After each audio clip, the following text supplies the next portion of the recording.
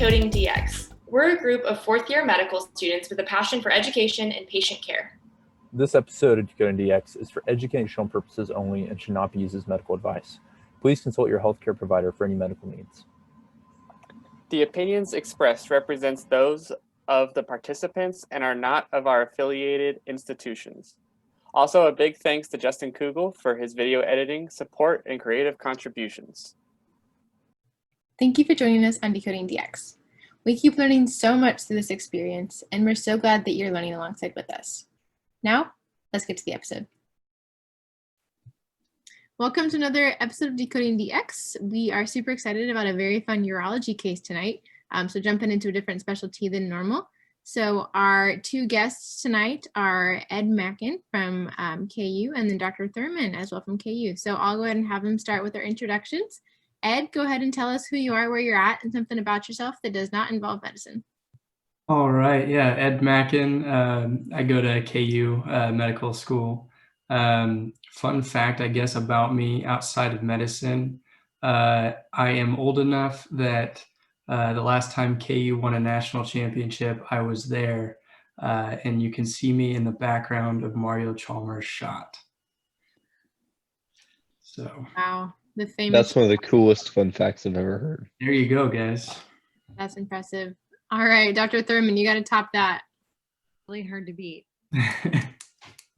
My name's Kerri Thurmon. I'm a urologist at the University of Kansas. I am also an assistant dean of student affairs and director of Murphy Society, so I enjoy professional coaching in my practice. I specialize in laser prostate surgery, so this case is pretty common to me. Cool fact. I was going to talk about triathlons, but that's not as cool. When I was 12, I went to Worlds of Fun in Kansas City, and Leonardo DiCaprio was doing the rip swing. I have pictures. She wins. What? We'll need photo evidence of both of these, and then we can decide who wins. Okay, cool.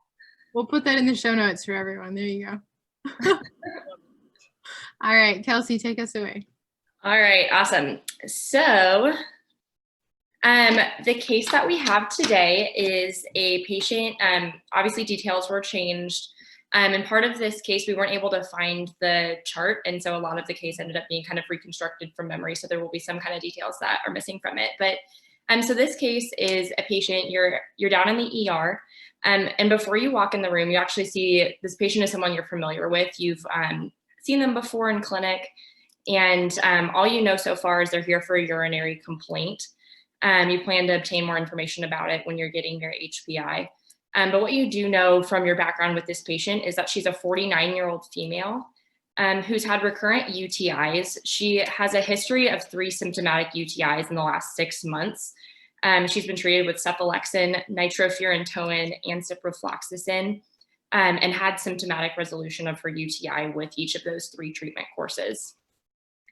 And so one thing I wanted to kind of mention before jumping into a few questions, it's definitely important to establish some terminology with this. And so for a UTI to be recurrent, it would be defined as a UTI or greater than two or more infections in a 6-month time span or 3 or more infections in a year-long time span. So just wanted to be sure to kind of clarify that to call UTIs recurrent, that's the time frame it needs to be. And then there was one other terminology point I wanted to be sure to clarify. And so I'll kind of throw this as a discussion question to Ed. So kind of what do you know about what makes a UTI complicated versus uncomplicated? How do we kind of use those terminologies? Yeah, I guess just from my experience, I'd say anytime you start getting into the upper renal system, that would be considered complicated. So if you have pyelo, any type of systemic symptoms too, like fever, I would think. Is that fair? Mm-hmm. Yeah, Dr. Thurmon, what all do you want to add to kind of complicated versus uncomplicated definition? Yeah, so let's start with uncomplicated because it's the easiest. And then everything else is complicated. So uncomplicated is a healthy female without urinary tract abnormalities that has a urinary tract infection. It can be cystitis, It can also be pyelonephritis. Okay, so young woman, healthy, normal urinary tract infection, either cystitis or pyelo, that's not being admitted, is uncomplicated. Everything else is complicated. Okay, so men, always complicated. Neurogenic bladder, always complicated. So anyone with a neurologic disease causing problems in their bladder. Okay, so spinal cord injury, all of that. Okay, urinary tract abnormalities, so vesicoureteral reflux. Okay, urinary tract obstruction, stone is part of that, or an anatomic obstruction, UPJ. If they have a Foley catheter in and they get a urinary tract infection, that's complicated. All right. Awesome. Thank you. So kind of with all that terminology in mind, so a few questions. So what are some risk factors for developing a UTI in the first place? And I'll do the same kind of thing. Ed, I'll throw it to you first, and then Dr. Thurmon, you can add on. Sure, yeah. So Dr. Thurmon already hit on anytime you have a Foley catheter, that's obviously an increased risk factor. Sexual activity, I think increased sexual activity. I would say any type of structural abnormality, strictures, anything that can cause stasis of urine.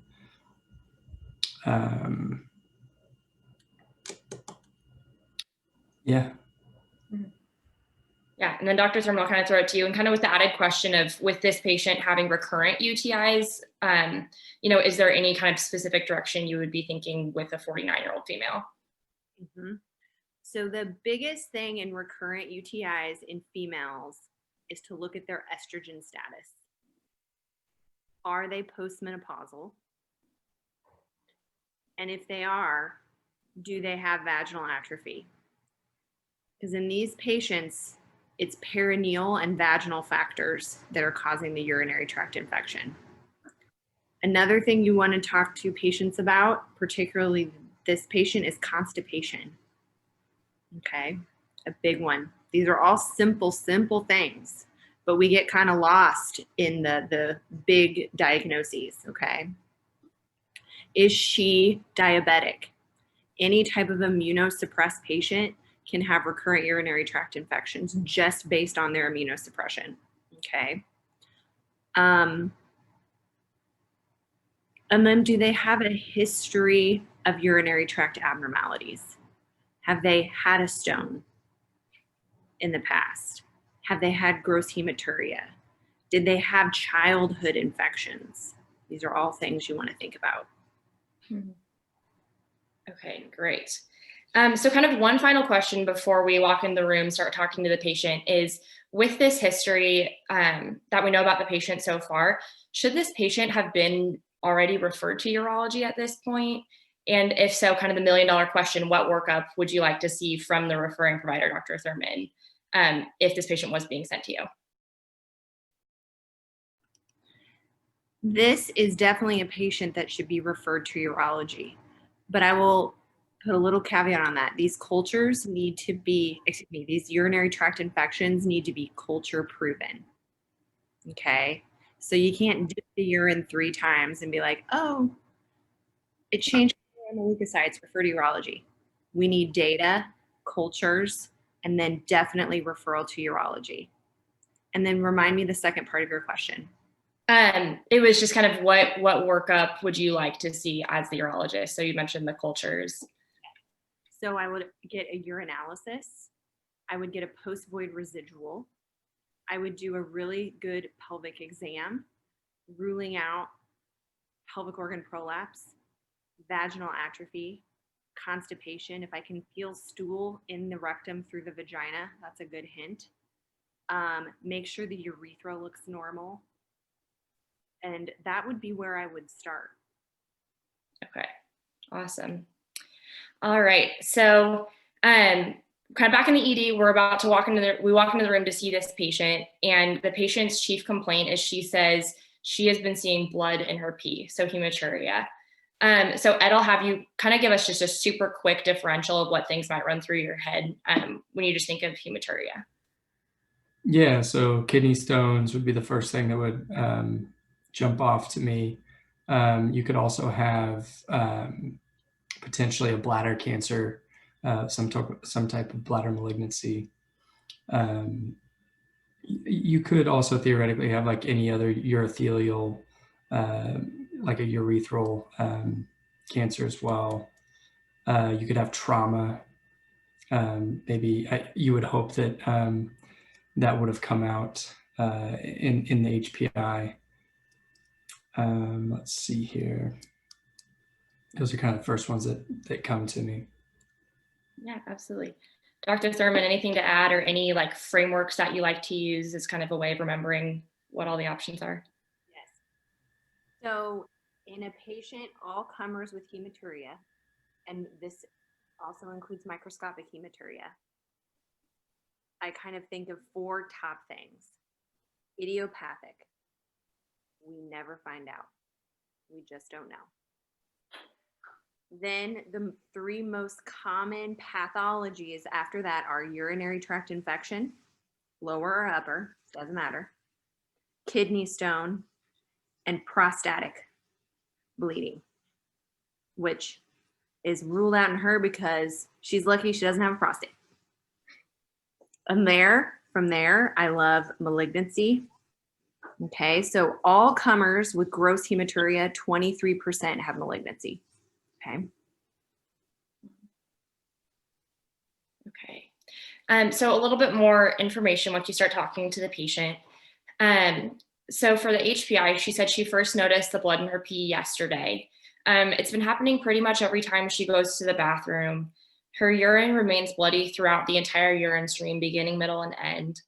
About 2 or 3 weeks ago, she finished her course of ciprofloxacin for that 3rd UTI in the last 6 months. And after the course of the antibiotics, her symptoms went away completely for a couple weeks. And for the past week or so, she's been experiencing frequency, urgency, and pain with urination. And when you ask her about her lower back, she mentions that she's had lower back pain for years, but now that you mention it, she is having some lower back pain on the left, worse than right. That's a little worse than her normal. She's not had any recent travel, no trauma to the abdomen, pelvis. She hasn't recently done any strenuous activity or anything like that. In terms of her past medical history, she's been relatively healthy. She has high blood pressure, and then the 3 symptomatic UTIs in the last 6 months. And she took the cephalexin, nitrofurantoin, and ciprofloxacin for those. In terms of medications, all she's on is lisinopril for her high blood pressure. In terms of family history, she has no known disorders in the family, no muscle disease, polycystic kidney disease, nothing like that. In terms of social history, she's been married for 19 years. Her husband is her only sexual partner. She always voids after intercourse. She smoked 1 pack of cigarettes per day for about 15 years, but she quit smoking in her 30s. She denies alcohol use or any other drugs of abuse. And the patient does say that she does not have any insurance, so she'll be self-paying for all of her care. So we'll kind of start with Ed and then go to Dr. Thurmon like we did last time. How does this kind of affect your differential, or does it kind of push you in any sort of direction? Yeah, the couple of things that jump out to me is the lower back pain and the smoking. Those are kind of the 2 things. So smoking is often associated with a bladder cancer. And then in terms of like the lower back pain, would want to differentiate if she is having some type of obstruction and potentially hydronephrosis or pyelo. Those are kind of the 2 things that jump out at me. Ed, while you're going through that differential, can you go ahead and throw us up a 1-liner problem representation? Yeah, so we have a 49-year-old female presenting with recurrent UTIs with lower back pain and a 15-year smoking history, presenting with gross hematuria.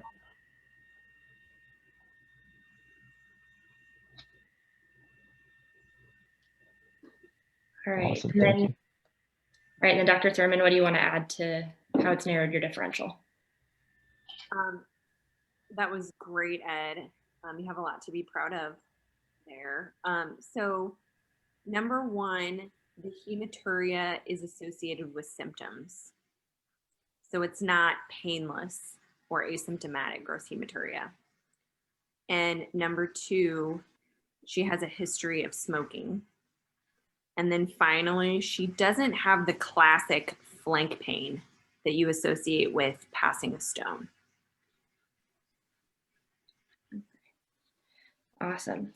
And then Dr. Thurmon, this is a kind of specific question, but it was something I was wondering when kind of writing up this case. So is it actually clinically important to know about where in their urine stream they see the blood, like at the beginning, middle, end versus the entire time? I know that's something that we're taught in the first couple of years, but I was wondering, how clinically important that was and what different things can tell you about it. Excellent. So we hear a lot, we hear the term terminal hematuria a lot, meaning at the end of the stream. And what that can kind of indicate is that blood has pooled maybe at the bladder neck, and maybe more indicative of some sort of a tumor or prostate bleed there. In all honesty, to me, it's not that clinically significant. Okay. All right. So moving on to kind of our next section with the exam. So in terms of vitals, she is afebrile. She had a temp of 97.8. Her blood pressure was 131/82. Her heart rate was 101. Respiratory rate was 22, and she's satting 99% on room air. On physical exam, and I'll only give you really the pertinent positives. So from a general standpoint, she's pretty fidgety and uncomfortable, and she's diaphoretic. From a cardiac standpoint, she was tachypnic, otherwise normal. From a GU renal standpoint, she has CVA tenderness bilaterally, left greater than right. And the rest of her exam is normal. So kind of again, Ed and then Dr. Thurmon, kind of what would you like to order next for this patient in order to kind of narrow in on your differential and take next steps? Yeah. So we've already talked about, has she received a UA for today, like since she's been here? She hasn't yet, no. Okay, yeah, so for sure, I would want to do a UA, post-void residual, and then you could consider, the thing that I guess that I'm a little bit worried about right now is the bilateral CV tenderness. That to me kind of means a little bit more of a obstruction somewhere distal, so that you have urine backing up to both kidneys, which seems like potentially more of a urological emergency. So I would want to rule that out. So maybe do like a renal ultrasound, consider a renal ultrasound. You could potentially get like a BMP, check for her creatinine levels. Right. And then Dr. Thurmon, anything else you'd like to add or order? Yes, so I would definitely get a CBC. We want to see if she has a white blood cell count and check what her hemoglobin is because she's bleeding. Definitely BMP. We want renal function and electrolytes. So good job. And definitely urinalysis. And then from there, I definitely think this patient requires upper tract imaging. The upper tract imaging is going to kind of rely on what her creatinine is and what is high on our differential that we're trying to rule out. All right. And then while we're kind of waiting for all this workup that we're planning on doing, are there any interventional management type steps that either of you would like to take for this patient in the meantime?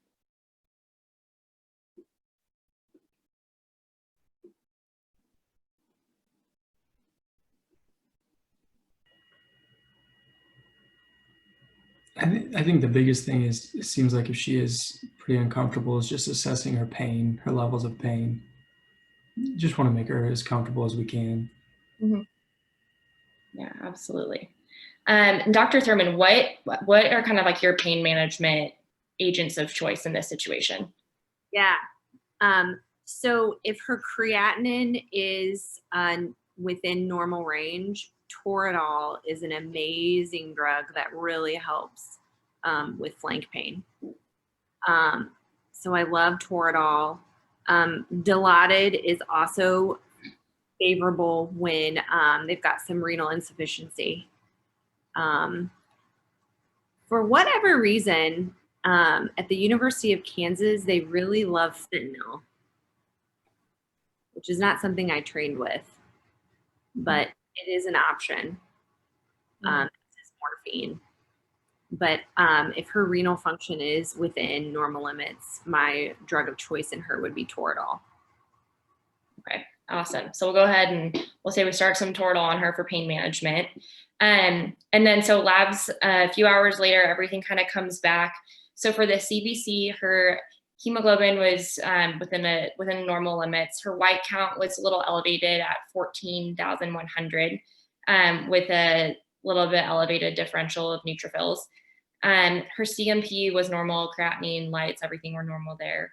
Her UA was grossly red with a pH of 7, positive for blood, glucosterase, and nitrites. And urine microscopy shows increased RBCs and white blood cells. And since Ed asked for it, post-void residual was normal in her. So based on all of those findings, Ed, what would you do next at this point, especially keeping in mind that this patient will be self-paying? And so kind of specifically imaging wise, kind of what are your thoughts on that? Yeah, that's actually something that I think we don't always consider is, especially if this patient is self-pay, keeping that in mind. Let me think about that. Dr. Thurmon, do you have any thoughts on it? This is a difficult situation.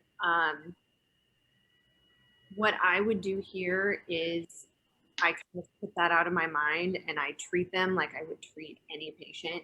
And then we'll get social work involved and we'll figure it out on the back end. There are lots of ways for payment. Okay, there are lots of social programs, particularly at the university. So don't ever, not do standard of care. Okay, we'll figure it out on the back end. With that being said, given that she's having flank pain, I would want to start by ruling out a stone. So Ed, what test is the most sensitive for stone disease? CT, I believe is it the most sensitive? And be a little more specific. What type of CT would you want? CT with contrast. Actually, for stones, it's a non-contrast CT of the abdomen and pelvis. Gotcha. You can start with that. What will that show you, Ed? It should show you whether or not you have some type of obstructing stone up in the renal pelvis somewhere within the kidneys and or system. So let's pretend we didn't get a non-contrast CT. We got a renal ultrasound. What are we missing view of when we get a renal ultrasound? What anatomic part are we not seeing very well? Sorry, I apologize. I was reading the chat. John said CT without contrast. Want to see those radiopaque stones. Totally agree. Sorry, can you repeat the question, Dr. Thurmon? So let's say this patient has a mid-ureteral stone. Yeah. On CT. Would we see that on renal ultrasound? Not on renal ultrasound. And why is that? What do we not get a view of on renal ultrasound? I don't think you would really get the ureters as much on the ultrasound. Exactly.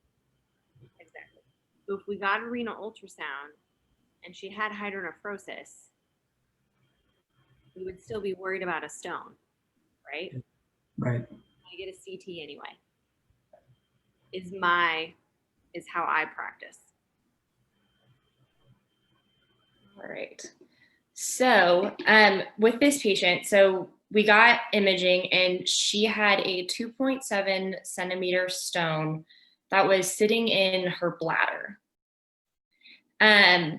So urology was consulted and the patient was admitted for surgery.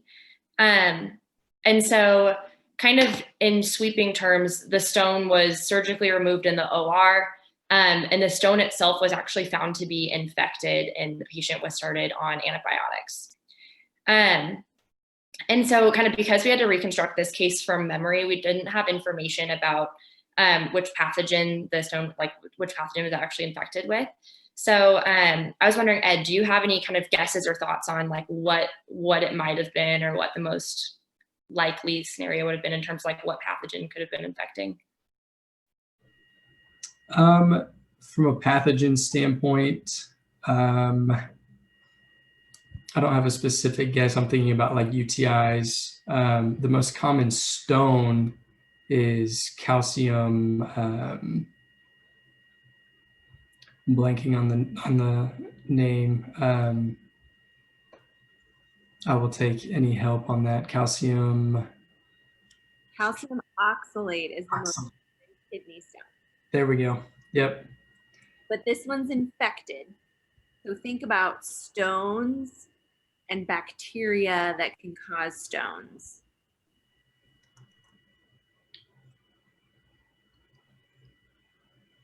That is a good question. We talked about her. We talked about her previous UTIs. Did we ever have any confirmation on that bacteria by chance? I'm not, Ben, do you remember if this patient had any confirmation of the pathogens themselves? This was part of the complication of the urology consult happening in a different location from where the initial workup had happened.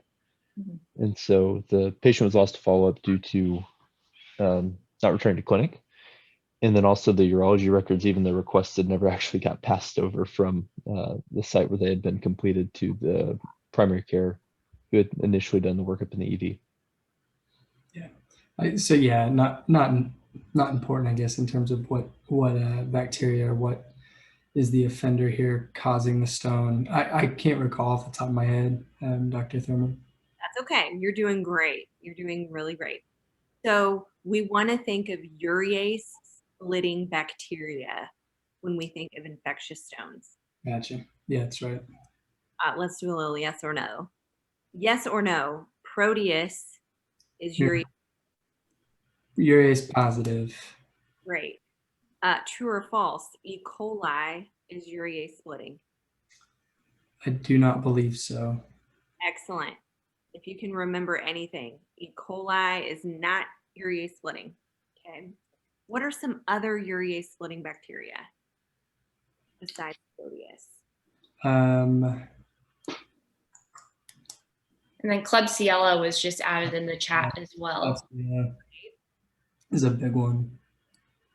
Good. That's a great one. Need to catch up on my sketchy. Shout out, sketchy. What are infectious stones typically made of? You said calcium oxalate is the most common stone. So an infectious stone, what is that substance called? It's a long name, but there's a shorter one. If you like that hint, that was really helpful. Is it the MAP, magnesium? Oh, there we go. John's helping us out with the longer name. Magnesium ammonium phosphate. Right. And that's also, just remember, struvite. Struvite stones are infectious. Great job. All right. So kind of with that in mind, so let's just say like we haven't gotten the path back, but for some reason we knew it was infected. We didn't know which bacteria. What would be a good kind of antibiotic of choice to start this patient on? Dr. Thurmon, I'm going to throw that one to you.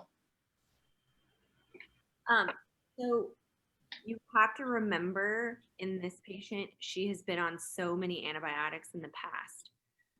So one common thing I see is these patients come in with recurrent UTIs and they're just given Rocephin or ceftriaxone every time they come in. So we don't want to do that because we've probably got a resistance pattern. So we want to be broad spectrum and really cover a lot of organisms. So my antibiotic of choice in patients that are sick with recurrent UTIs is vitamin Z, baby, Zosyn. And then I usually add vancomycin. And then if I'm really worried, if they're really sick, I'll add some antifungal coverage as well, particularly if they come in with an indwelling catheter. Okay. If you're SBL, what should you put them on? Which is extended spectrum beta lactamase resistant E. coli. A carbapenem. Okay. And then which kind of classic UTI antibiotics would you generally just completely avoid using these patients because it's like they're probably not going to work? There's a lot of common resistance at this point, things like that. Are there any that you would just say like don't even think about trying to use? So I think you need to be very careful when you consistently use nitrofurantoin in someone that's pretty sick. So macrobid does not have good tissue penetration.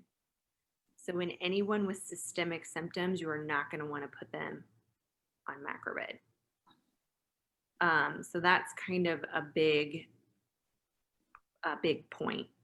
Mm-hmm. E. coli, a lot of E. coli are starting to be Bactrim resistant, fluoroquinolone resistant. So it's difficult, and that's why cultures are so important. Mm-hmm. Okay. And then I think you kind of started to mention this when you were talking about antifungals, if you're concerned about indwelling catheter or something like that. So if this patient was immunocompromised, is there any additional coverage or bugs you need to like consider or antibiotics that you would add on that in any other patient you wouldn't normally? I would think more about the antifungal for sure. Okay. Yeah. All right.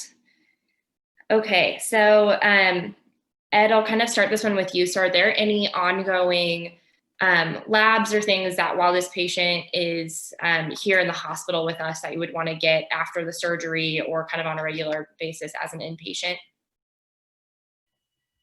Yeah, I think CBC, CMP, just tracking her hemoglobin, making sure she's not losing any significant amounts of blood, and especially, post surgery. Same thing with CMP, monitoring her creatinine levels. Mm-hmm. Those are kind of the two big ones. Mm-hmm. Dr. Thurmon, anything else to add that you'd want to follow with this patient? So not necessarily in the very short term during the admission, but I want everyone to keep their eye on the ball here. Bladder stones are not normal. So in people that form them, something is going on.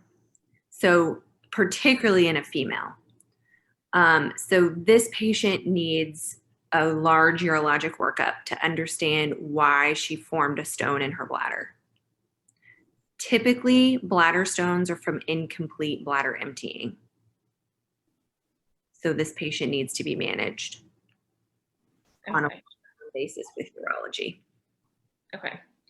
So what are kind of the components of the workup, or like what things would you be considering doing with this patient to try to figure out why she was forming a bladder stone? So I would you know, she's got upper tract imaging and she already had a cystoscopy because they probably looked in her bladder when they got the stone out. Okay, so those are two things I would definitely do in this patient if they weren't already done as an inpatient. And then I'd want to do multi-channel urodynamics. Urodynamics is a test where we're looking at the function of the bladder. We put a little catheter through the urethra into the bladder with a sensor. We put a balloon in the rectum that measures abdominal pressure, and we put pads on the outside of the perineum that measure the urethral pressure or pelvic floor pressure. And we fill the bladder up through the catheter and we measure the pressure in the bladder while it fills and empties. And that's really important to understand how the bladder is functioning. Okay. So I was kind of, another question I was thinking about that I definitely could use some review on, was, let's just say, like, hypothetically, her stone was like higher up in the urinary system, just up in one of the ureters.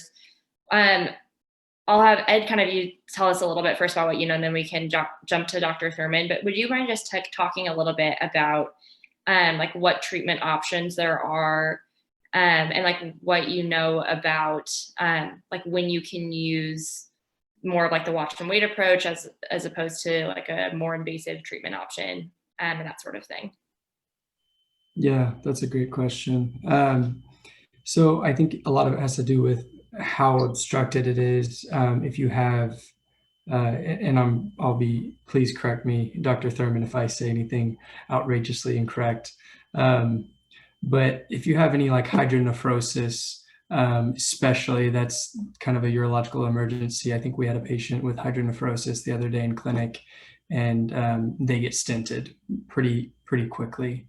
I think they ended up getting a stent the following morning. So you can treat, that way if it's, in an emergency. In terms of like the watching and waiting, that's a good question for Dr. Thurmon, but I would think that if you don't have any signs of systemic symptoms, so fever, chills, you could consider it, but especially in this case, if the pain is as bad as it seems and she's tachypnic, breathing heavy, fidgety, and really bad CVA tenderness, you would probably want to get it out of there. And you could do like a laser ablation, potentially. That was great, Ed. Very good. Okay, so let's say she's passing a stone in the ureter. The first thing we want to do is we look at the CT scan and we look at the size of the stone and the location of the stone. I don't really care if they have hydro or not. So hydro doesn't mean I have to do anything emergently, but the size and location is helpful because it will let me know the passage rate. So anything over 5 millimeters won't typically pass on its own. Okay, and there are passage rates for all different levels and sizes, but we'll just start with that. So anything over 5 probably won't pass. Anything less than 5 can pass on its own. But it kind of depends on where it is in the ureter. So if it's just starting to pass and the patient's miserable, the average time of a stone to pass is 3 weeks. So they're going to be miserable for a while. Okay, so size, location. Then we look at the patient, okay, and we look at their symptoms. So if the patient has any signs or symptoms of infection, it is a urologic emergency and they need to have a stent placed. Okay, or emergent decompression, stent versus perc tube. Okay, if the patient is in the ER and has been given tons of narcotics and their pain is not under control, so intractable nausea, vomiting, and pain, they need intervention. Okay, finally, if they have a solitary kidney or acute kidney injury, that is an indication for urgent decompression of the system. Okay, that was great. Dr. Thurmon, I had a quick question about the AKI.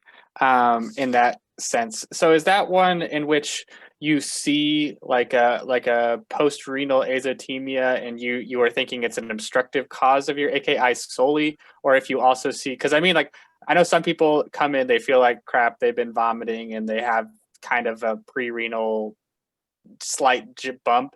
So what like is it when you see like on imaging bilateral hydronephrosis and you're thinking, oh, this is that, or is there like a specific AKI that you're thinking of? That's a great question, John. So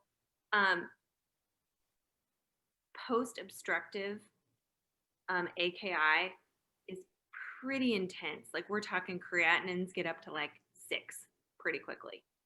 So we're not necessarily thinking itty bitty bumps. However, a creatinine jump from 0.8 to 1.4 is pretty darn clinically significant. So when your creatinine's normal and it starts going up, even in that low range, that's significant. So it doesn't mean we have to do anything in this moment urgently, but it means we need to keep an eye on you and do something sooner rather than later. This is not someone I would send home for watchful waiting.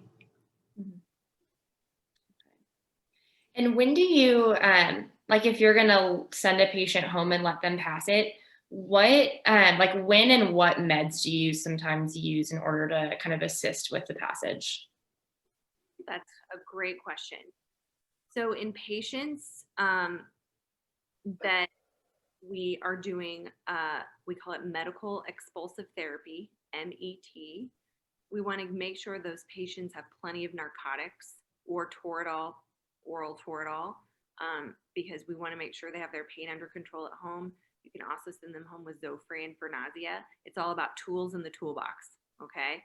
And then there's a medication called tamsulosin or Flomax. It's an alpha blocker that we commonly use for BPH, but it's also been shown in studies to help with stone passage.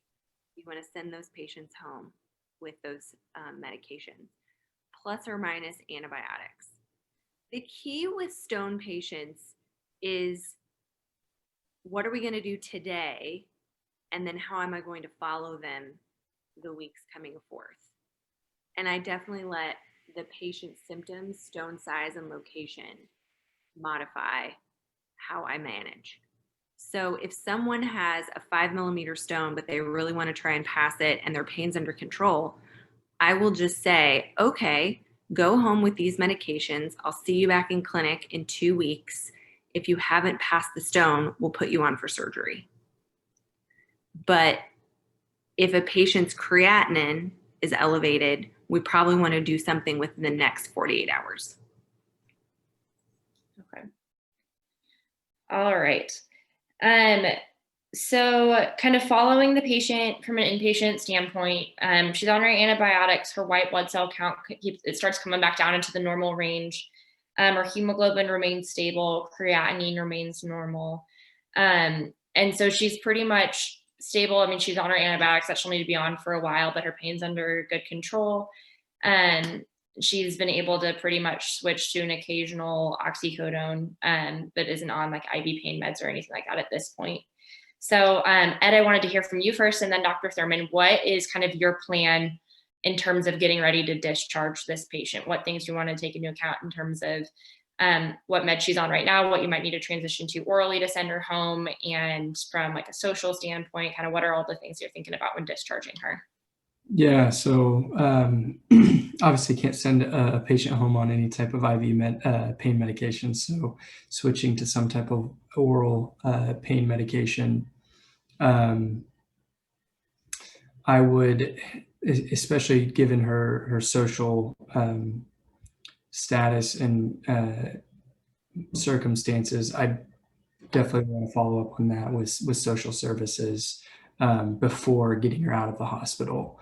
For me, I think it would be one of those things, while it's on my mind, I'd want to take care of it and make sure she doesn't end up, especially going through this type of workup, treatment, et cetera, that she doesn't get to a bigger bill than she has to at the end of the day. Follow up. I want to set up follow up pretty I'd probably say 3 weeks, maybe a month or something like that, just to make sure she's still asymptomatic and she's finished her antibiotics and was adherent to treatment. Let's see here, that's about it for now. All right, Dr. Thurmon, anything else you want to add? Yeah, so once she starts to clinically improve, you can transition to oral antibiotics. Hopefully in the next 24 to 48 hours after the culture is taken, you'll have culture results and can transition to oral antibiotics that are culture proven and culture driven. If not, though, you can always transition to orals when they're clinically better. This is a patient that we want to really look at risk factors and talk about management of preventing the next UTI. So we want to make sure she's on a good stool softener. She's having a soft bowel movement every day. We want timed voiding, so urinating every 2 hours during the day, whether she has to or not.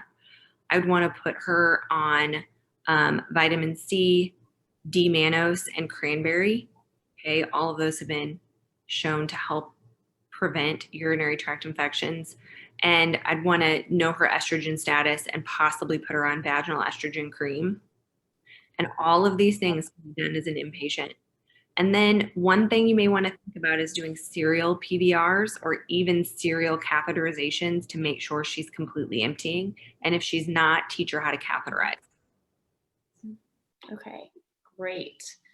And so kind of ultimate follow-up. So she was set up for follow-up with urology, but unfortunately didn't come to her follow-up visit, and she was lost to follow-up at that point in time.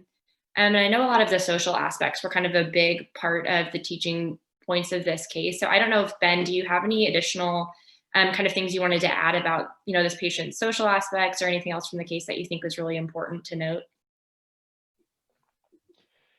Yeah, there were a couple of inflection points in the case where patient decision-making came in.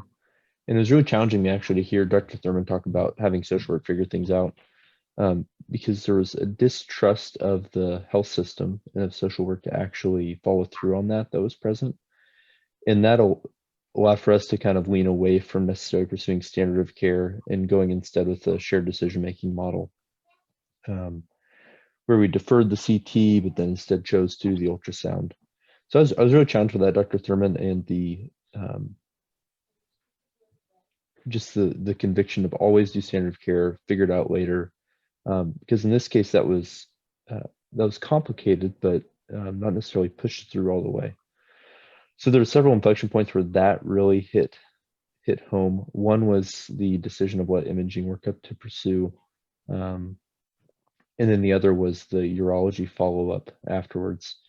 And both of those kind of contrasted. The patient just actually checked in on how the patient was doing today via some phone communication. She's doing well now, but still has not followed back up with either the primary care or the first urologist. All of which stemming from the social factors leading to lack of insurance, lack of trust in the healthcare system, and lack of desire to engage with healthcare. Awesome. Thank you so much for sharing all of that. So what we're going to do next is I'm going to have each of our awesome discussants kind of just give a quick takeaway of either something you learned or a really important point that you think should be driven home from this case, or just a talking point on any of the concepts we've talked about tonight that you've thought of more information or, anything like that. But thank you both so much. Again, I've learned so much from this. So Ed, we'll start with you. Yeah, no, and thank you to Decoding Diagnosis. I mean, this is awesome. The inception of this, it's very admirable that you guys put in this extra work, and I think it's helpful. It's helpful even just having it on YouTube and being able to go back and review it. Full disclosure, sometimes I watch it on 2 times speed, but that's because that's how we've been trained. So no, I would say things that I learned. Really, it's how beneficial. So Dr. Thurmon is really, really good about the AUA and just how the guidelines. So I can kind of, even just some of the things that she's going through here, she just knows the guidelines so well, and she practices evidence-based medicine. So I think that's one of the things that I took away from this personally was, it's important to have that fund of knowledge, especially in terms of guidelines.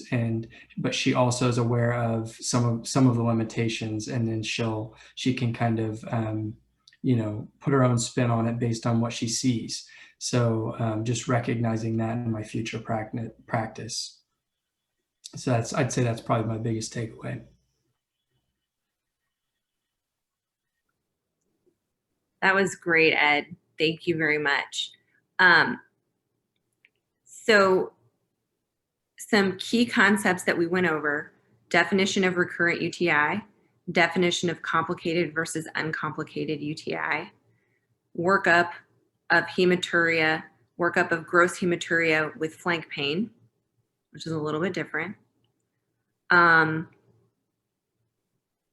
We talked about stones and bacteria that cause urease production in stones.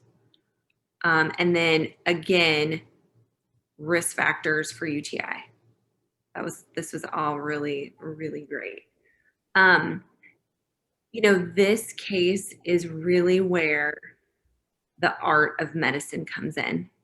And I think that's what Ben described when he was like, we were really trying to gain trust and rapport with the patient. And that led to maybe some things that weren't guideline based completely. And that is the art of medicine.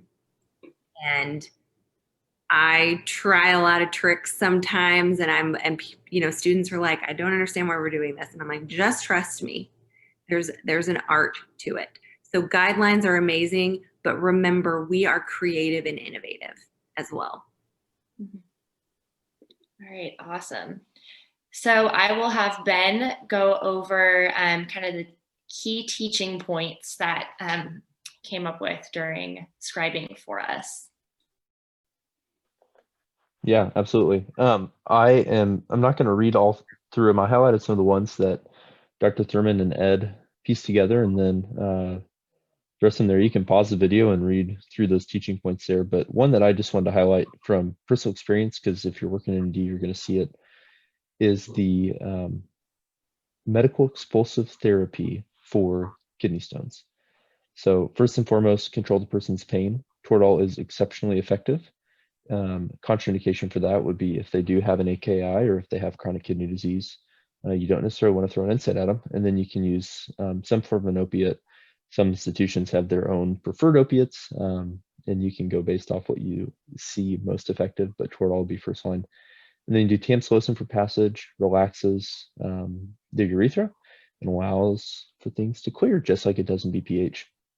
And then also, with this intractable pain, a lot of times folks will have nausea, and ondansetron's a really great agent for that.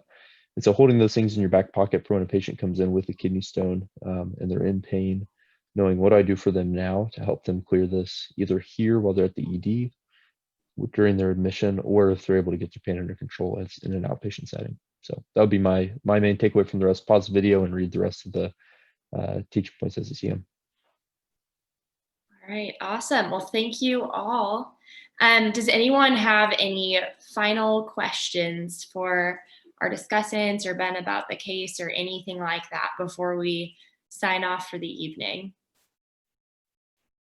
I had one final question for Dr. Thurmon while I have a urologist to ask. When do you need to catch your urine, and when does urology want to do that? Is that first stone, second stone? So I've had that conversation on the wards many times as well. Yeah, that's a great question, John. So we send these patients home with funnels to catch stones. Who knows how compliant people are? And so do you want to pee in a funnel every time for 3 weeks? It may or may not happen. A lot of times patients like hear the tink in the bowl, and they'll like dig the stone out of the bowl, which is a little bit, disturbing, but it happens. So I think, give them the tools to do it. If they do that, it's great. We can send the stone for analysis. Stone analysis is super important. All right. Awesome. Does anyone else have any other burning questions they'd like to ask before we sign off? Was that intentional? Burning question? Nailed it. Might have been. The one other thing I guess I'll say, Kelsey, and this was just something that kind of, again, I heard on the wards, or someone asked me on the wards. Say you did have a patient who had a proven calcium oxalate stone. Do you give them more calcium? This is what they asked me, and I just thought this was an interesting question. So I will pose that to the group. Do you give them more calcium to help decrease stone creation? Or do you decrease calcium? Or do you not mess with calcium? I feel like you don't you not mess with it at all? Because I feel like I remember learning that decreasing calcium intake increases the formation of stones, but I don't remember like the description or explanation of that as to why. I don't know if anyone else has. I don't know if there's actually a right answer in terms of I don't think you would really mess with their calcium, but the whole point that this person was trying to drive home was that calcium actually binds to oxalate. And so when you decrease, some people are like, oh, I won't give as much, decrease calcium intake, and we'll have less stone formation, but actually that's what binds to the oxalate. So anyways. And then allows it to be secreted in the GI tract instead of being absorbed into the body. So in patients with high oxalate that form calcium stones, what would you prescribe for stone prevention? What form of calcium? I'm just going to take a stab. Gluconate. No. I would say calcium citrate. Very good. Very good. Citracal. So what's great about it is it's over the counter. Patients take it. The calcium binds oxalate in the gut, and then you poop it out. And then citrate is actually protectant against stones. So that goes into urine and then so you're getting kind of dual effects. Very cool. All right. Well, I think that is it for the night. Thank you all again so much for being on with us. This was an awesome case. I learned so much. So thank you again. Thank you so much for having me. I really appreciate it. Yeah. Being here. This was a very, very good discussion. You guys are great. All right. Thank you all. Have a good night. Take care.